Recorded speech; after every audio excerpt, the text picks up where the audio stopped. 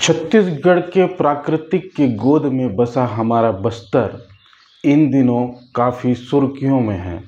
सुर्खियों में इसलिए है क्योंकि बीते साल से लगातार अबूझमाड़ दंडकारण्य और बस्तर संभाग के अलग अलग इलाकों में सरकार के द्वारा ऑपरेशन चलाए जा रहे हैं और इन ऑपरेशनों में बड़ी संख्या में मुठभेड़ें हो रही हैं। मुठभेड़ों में नक्सली ढेर होते जा रहे हैं।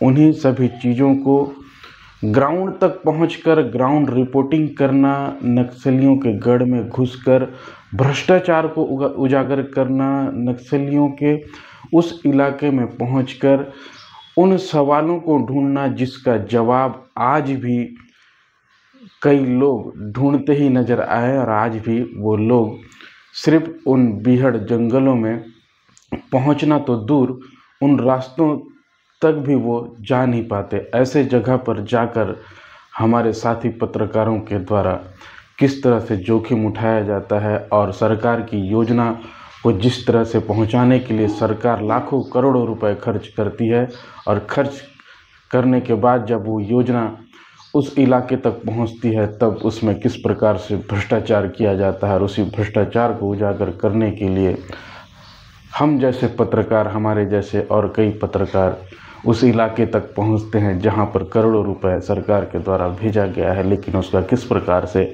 दुरुपयोग किया जाता है, किस प्रकार से उसमें पूरा बंदरबाट किया जाता है। इन सभी मामलों को उजागर करने के लिए वहां तक पहुंचना और अपनी जान को जोखिम में डालकर उस भ्रष्टाचार को उजागर करना वाकई में अपने आप में बहुत बड़ी चुनौती होती है। लेकिन जब यही भ्रष्टाचार को उजागर करने वाले पत्रकार किसी सेप्टिक टैंक में मारकर फेंक दिया जाता है या कहीं पे उनको गाड़ दिया जाता है, ये बड़ा सवाल होता है सुरक्षा कानून को लेकर। हालांकि जब भी ऐसे कोई पत्रकार की मौत होती है तब बड़े बड़े नेताओं के द्वारा ट्वीट कर या फिर व्हाट्सएप पे मैसेज कर उन्हें भावपूर्ण श्रद्धांजलि देते हुए दुख व्यक्त करते हैं। लेकिन क्या सुरक्षा कानून से वो पत्रकार सुरक्षित हैं? अगर सुरक्षित है तो इस प्रकार की मौतें क्यों हो रही हैं? इस प्रकार की धमकियां क्यों पत्रकारों को मिल रही है? इस प्रकार की घटनाएं क्यों सामने आ रही है? ये बड़ा सवाल है। और आज मैं बात कर रहा हूं बीजापुर जिले के मुकेश चंद्राकर, जो आज हमारे बीच में नहीं रहे, जो हमारे वो आदर्श थे, हमारे गुरु के तौर पे जिनको देखकर हमने आज यूट्यूब में अपना एक चैनल बनाया। यूट्यूब में हम आज पत्रकारिता के माध्यम से सरकार की बातों को रख पा रहे हैं, सरकार के जो भ्रष्टाचार काम है उसे उजागर करने में लगे हुए हैं।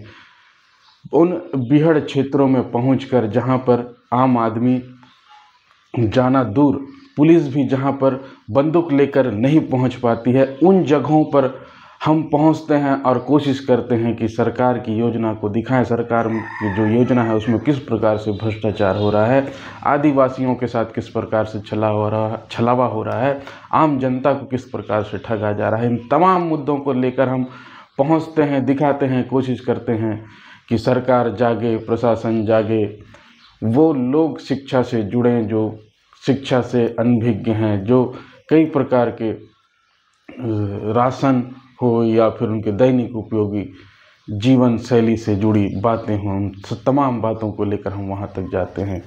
दुख तब होता है जब हमारे ऐसे पत्रकारों के ऊपर इस प्रकार से षड्यंत्र रचते हुए बड़े बड़े बाहुबली ठेकेदारों और ना जाने ऐसे कितने रसूखदारों के द्वारा हम जैसे पत्रकार उनके हत्थे चढ़ जाते हैं और किस प्रकार से हमें प्रताड़ित होकर ये सब झेलना पड़ता है। उसके बावजूद हम चाहते हैं, हमारा कर्तव्य होता है कि अगर हमने पत्रकारिता कहीं से सीखी है, कहीं से पत्रकारिता हमने हासिल की है, तो हम वो अपने काम को जो है पूरे ईमानदारी के साथ करें, ईमानदारी के साथ हम वो सब चीज़ दिखाएं जो आम जनता चाहती है देखना। ऐसे ही एक बड़ी दुखद घटना जो हम सभी बस्तर संभाग ही नहीं पूरे छत्तीसगढ़ में इस वक्त दुख की लहर दौड़ पड़ी है और वो हमारे बीच आज नहीं रहे भाई मुकेश चंद्राकर जी, जिनको देखकर मैं खुद यूट्यूब में पत्रकारिता करना सीखा, जिनके मार्गदर्शन से मैं भी उन बीहड़ जंगलों में जाकर लगातार रिपोर्टिंग करते आया हूं और लगातार भ्रष्टाचारों को उजागर करने के भी लगातार प्रयास करते रहता हूं। लेकिन आज जब हमें पता चला कि हमारे गुरु, हमारे भाई, बड़े भाई के समान हमारा मार्गदर्शन करने वाले, हर छोटी छोटी बातों में हमको ज्ञान देने वाले, हर बात पर हमें बताने वाले कि कब पत्रकारिता के माध्यम से किन किन बातों को करना है, कैसा वीडियो एडिटिंग करना है, क्या कुछ सारी बातें हमको सिखाते थे। और जब भी हमसे कोई त्रुटि होती थी तो उस जगह में एक बड़े भाई की तरह, पिता के समान हमको टोका करते थे। आज ऐसे व्यक्ति हमारे बीच में नहीं रहे तो सोचिए हमारे अंदर अभी कितना दुख है और आक्रोश इस बात का है कि अभी तक ना ही उन हत्यारों को पकड़ा गया और ना ही उस पूरे घटनाक्रम के बारे में कोई बात स्पष्ट सामने निकल के आई। लेकिन जो प्रमुख मांगे हैं हमारे पत्रकार संघ के द्वारा, उन मांगों को सरकार को मानना पड़ेगा, अन्यथा इसके लिए एक बड़ा आंदोलन भी किया जाएगा। जैसा कि आपने देखा कि किस प्रकार, मैं अपने शब्दों से बयां भी नहीं कर पा रहा हूं कि किस प्रकार से मेरे भाई को, मेरे गुरु को किस प्रकार से वहां पे सेप्टिक टैंक में उनको मार कर डाल दिया गया। ये बहुत ही गंभीर विषय है और बहुत ही सोचने वाली बात है कि ऐसे लोगों के साथ किस प्रकार से रवैया किया जाए, उनके पूरे संपत्ति को कुर्की किया जाए, उनके पूरे खाता जो है उन्हें पूरा ब्लॉक किया जाए। जितने भी उनके, अगर वो ठेकेदार है तो उसके जितना भी ठेका अभी वर्तमान में हो रहा होगा या आने वाले समय में होगा तो उसे पूरे तरीके से रद्द किया जाए। और जो भी लोग इस पूरे हत्याकांड में शामिल हैं उनको कड़ी से कड़ी सज़ा दी जाए। मैं आपको कुछ मांगे हैं, उन मांगों को आपको बताने जा रहा हूं इस वीडियो के माध्यम से। जैसा कि हमारे पत्रकार साथियों ने हमको मैसेज कर ये बताया है और उन्होंने बताया है कि कल दिनांक 4/1/2020 को युवा पत्रकार मुकेश चंद्राकर की हत्या के विरोध में बीजापुर बंद का आह्वान किया है। इस बंद का समर्थन आप सभी जनता से हम करने की अपील करते हैं। साथ ही हमारी जो मांगे हैं वो मांगे मैं आपको इस वीडियो के माध्यम से बताना चाहता हूं कि बीजापुर सहित बस्तर संभाग में सुरेश चंद्राकर जो ठेकेदार है, जिसके घर पर मुकेश चंद्राकर की डेड बॉडी मिली है, मैं अपने भाई को डेड बॉडी कहने में भी मुझे बहुत ज़्यादा दुखी महसूस हो रहा है। मैं किस शब्दों से ये सब बयां करूं, मुझे कुछ समझ में नहीं आ रहा है। लेकिन मैं भी एक पत्रकार हूं तो मुझे अपने भाई के प्रति ये रिपोर्ट तैयार करनी पड़ रही है ताकि ये रिपोर्ट आप तक ज़रूर पहुंचनी चाहिए। जो मांग है वो ज़रूर पहुंचनी चाहिए। तो इसमें पहला है, बीजापुर सहित बस्तर संभाग में सुरेश चंद्राकर की जितनी भी संपत्तियां हैं उसे जब्त कर सरकारी संपत्ति घोषित की जाए। दूसरा, हत्याकांड में सम्मिलित सुरेश चंद्राकर, रितेश चंद्राकर और अन्य लोगों के खिलाफ विभिन्न धाराओं के तहत FIR तथा फांसी की सजा होनी ही चाहिए। साथ ही सुरेश चंद्राकर की सुरक्षा में जो भी जवान लगाए गए हैं, जो भी सुरक्षा गार्ड लगाए गए हैं, उन्हें तत्काल हटाया जाए। साथ ही सुरेश चंद्राकर को जारी सभी टेंडर रद्द किया जाए, सभी बैंक खाते, पासपोर्ट सील की जाए। पांचवा, घटना स्थल चट्टान पारा में बने अवैध बाड़ा को तत्काल निस्तेनाबूद की जाए। गंगालूर रोड पर स्थित प्लांट सील किया जाए तथा गाड़ियों को राजसात किया जाए। पुलिस अधीक्षक बीजापुर जितेंद्र सिंह को तत्काल सस्पेंड या तबादला किया जाए। सातवां, युवा पत्रकार मुकेश चंद्राकर को शहीद का दर्जा दिया जाए और देना होगा। इस बात को सरकार मान ले या फिर हम पत्रकारों, बस्तर संभाग छत्तीसगढ़ के जितने भी पत्रकार हैं, इस बात के लिए हम सरकार से खासकर अपील कर रहे हैं कि हमारे भाई मुकेश चंद्राकर जी को शहीद का दर्जा दिया जाए। उक्त मांगे नहीं माने जाने पर 5 जनवरी बीजापुर में अनिश्चितकालीन चक्का जाम किया जाएगा।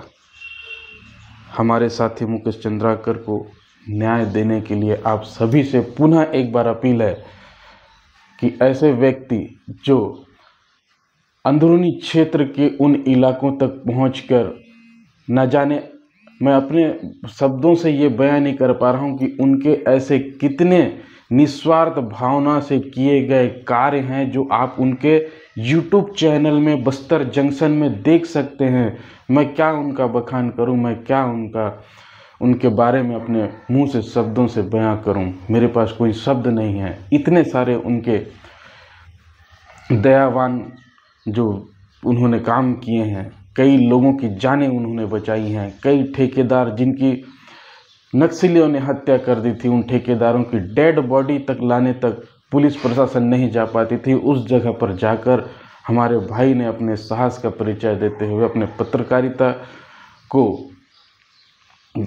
पत्रकारिता के वो से बिना किसी डर भाव से उस जगह तक जाते थे और उनकी डेड बॉडी तक को लेके आते थे। आप सोचिए, और ऐसे कितने ही, मैंने तो अपने आंखों से देखा है कितने ही बच्चों को उन्होंने पढ़ाया है, लिखाया है, कितने ही बच्चों, वो तो अपना जन्मदिन भी उन स्कूलों में जाकर मनाते थे जिन स्कूलों में छोटे छोटे बच्चे जिनके कोई माँ नहीं बाप नहीं, उनके साथ रहकर वे अपनी जन्म दिवस को मनाते थे।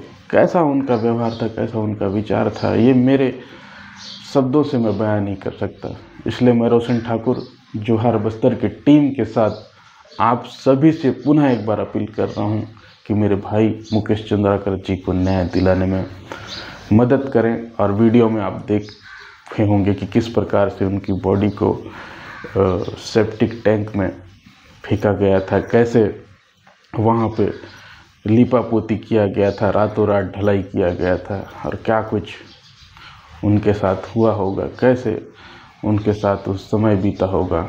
2024 निश्चिंत ही सरकार के लिए बस्तर संभाग में एक बड़ी बड़ी उपलब्धियां करने की बात कही गई हो, लेकिन 2025 हम पत्रकारों के लिए बहुत ही दुखद समय लेकर आया, दुखद समाचार लेके आया, जिसको हम आगे और सुनना नहीं चाहते, देखना नहीं चाहते। ऐसा और किसी के साथ ना हो, इसलिए जो व्यवस्था सरकार पत्रकारों के द्वारा बनाने का ऐलान की है उस पर ज़्यादा जोर दिया जाए, ताकि और भी किसी पत्रकार के भाई के साथ ऐसा ना हो।